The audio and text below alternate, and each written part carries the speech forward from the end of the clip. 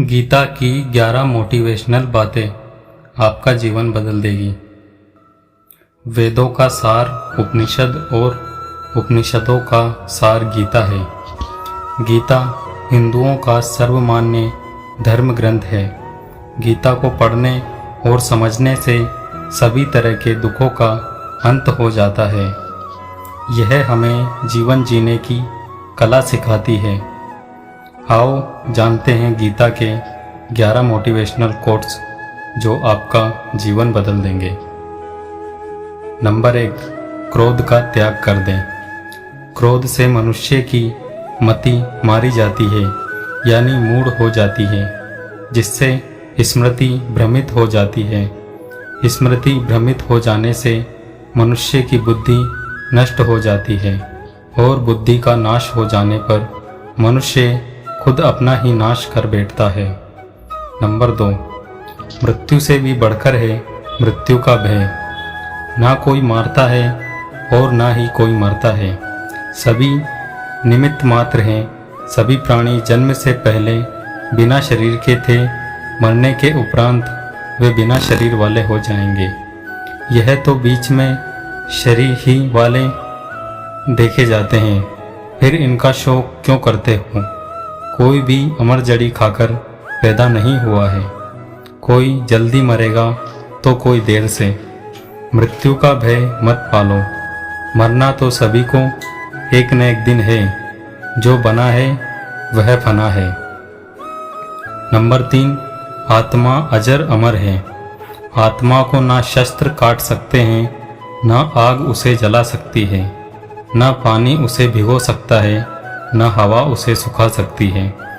जो लोग यह मानते हैं कि मरता सिर्फ शरीर है, आत्मा नहीं, मेरे अपने जो मर गए असल में वे मेरे नहीं हैं। उन्होंने तो देह छोड़ी है, वे कहीं और जन्म लेंगे।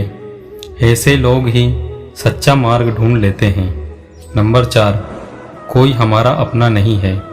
गीता में श्री कृष्ण अर्जुन से कहते हैं कि हे अर्जुन, तेरे और मेरे कितने ही जन्म हो चुके हैं। आज जिसे तू अपना समझ रहा है वे पूर्व जन्म में तेरे नहीं थे।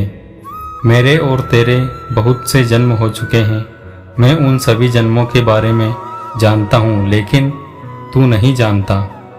नंबर 5, कर्मवान बनो, आस्थावान नहीं। कर्म पर ही तुम्हारा अधिकार है, लेकिन कर्म के फलों में कभी नहीं। इसलिए कर्म को फल के लिए मत करो और ना ही काम करने में तुम्हारी आसक्ति हो। जिसका मन अपने वश में है, जो जितेंद्रिय एवं विशुद्ध अंतःकरण वाला है और संपूर्ण प्राणियों का आत्मस्वरूप परमात्मा ही जिसका आत्मा है, ऐसा कर्मयोगी कर्म करता हुआ भी लिप्त नहीं होता। कर्मों में कुशलता हो ही योग कहते हैं। नंबर 6, नरक का द्वार। काम, क्रोध तथा लोभ ये 3 प्रकार के नरक के द्वार हैं। सर्व अनर्थों के मूल और नरक की प्राप्ति में हेतु होने से यहाँ काम, क्रोध और लोभ को नरक का द्वार कहते हैं। आत्मा का नाश करने वाले अर्थात उसको अधोगति में ले जाने वाले, अतएव इन तीनों को त्याग देना चाहिए। नंबर 7, व्यर्थ की चिंता छोड़ वर्तमान में जियो। क्यों व्यर्थ की चिंता करते हो? किससे व्यर्थ डरते हो? कौन तुम्हें मार सकता है? आत्मा ना पैदा होती है ना मरती है। जो हुआ वह अच्छा हुआ, जो हो रहा है वह अच्छा हो रहा है, जो होगा वह भी अच्छा ही होगा। तुम भूत का पश्चाताप न करो, भविष्य की चिंता न करो, वर्तमान चल रहा है।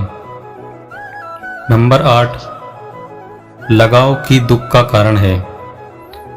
तुम्हारा क्या गया जो तुम रोते हो? तुम क्या लाए थे जो तुमने खो दिया? तुमने क्या पैदा किया था जो नाश हो गया? न तुम कुछ लेकर आए, जो लिया यहीं से लिया, जो दिया यहीं पर दिया, जो लिया इसी भगवान से लिया, जो दिया इसी भगवान को दिया। खाली हाथ आए और खाली हाथ चले। जो आज तुम्हारा है कल किसी और का था, परसों किसी और का होगा। तुम इसे अपना समझकर मग्न हो रहे हो, बस यही प्रसन्नता तुम्हारे दुखों का कारण है। नंबर 9, परिवर्तन को समझो और उसके साथ रहो। परिवर्तन संसार का नियम है। जिसे तुम मृत्यु समझते हो वही तो जीवन है। एक क्षण में तुम करोड़ों के स्वामी बन जाते हो, दूसरे ही क्षण में तुम दरिद्र हो जाते हो। तेरा मेरा, छोटा बड़ा, अपना पराया मन से मिटा दो, फिर सब तुम्हारा है, तुम सबके हो। न यह शरीर तुम्हारा है, न तुम शरीर के हो। यह अग्नि, जल, वायु, पृथ्वी, आकाश से बना है और इसी में मिल जाएगा, परंतु आत्मा स्थिर है। फिर तुम क्या हो? नंबर 10, धर्म की शरण में रहो। यदि तुम खुद नहीं कर सकते हो तो श्री कृष्ण कहते हैं कि तुम अपने आप को भगवान को अर्पित करो। यही सबसे उत्तम सहारा है। जो इसके सहारे को जानता है वह भय, चिंता, शोक से सर्वदा मुक्त है। जो कुछ भी तू करता है उसे भगवान को अर्पण करता चल। ऐसा करने से सदा जीवन मुक्त का आनंद अनुभव करेगा। सारे धर्मों का त्याग कर मेरी शरण में हो जाओ। सर्वधर्मान परिपत्य मोमेंकम शरणम व्रज। नंबर 11, विश्वास। मनुष्य अपने विश्वास से निर्मित होता है। जैसा वह विश्वास करता है वैसा वह बन जाता है। सदैव संदेह करने वाले व्यक्ति के लिए प्रसन्नता न इस लोक में है और न ही परलोक में।